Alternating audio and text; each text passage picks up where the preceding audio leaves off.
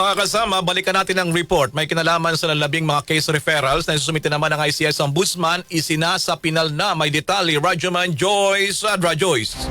RMN Live Report! Isinasapinal na ng Independent Commission for Infrastructure ang mga nalalabi nitong case referrals na isusumite sa Ombudsman kaugnay ng anomalyang flood control project. Sa kabila naman ito ng pagbitiw sa pwesto ni ICI Commissioner Rosana Fajardo.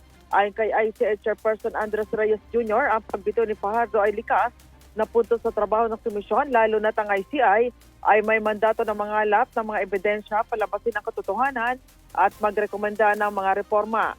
Tiyak din ni Reyes sa publiko ang patuloy nilang paghabol at pagpapanagot sa mga nakinabang at sa anomalyang flood control projects anomaly. Tiniyak naman ni Fajardo na natapos niya ang kanyang trabaho sa komisyon.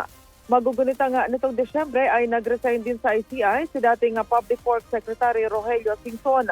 Sa ngayon ang natitira na lamang na opisyal ng ICI ay sina Reyes, dating PNP Chief Rodolfo Azurin at Executive Director Brian Kit Pasaka.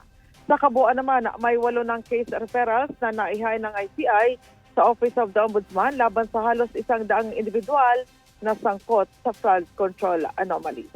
Kasama mo sa DZXL Manila, Radyoman Joyce Collantes, Adra, Tatak, RMN.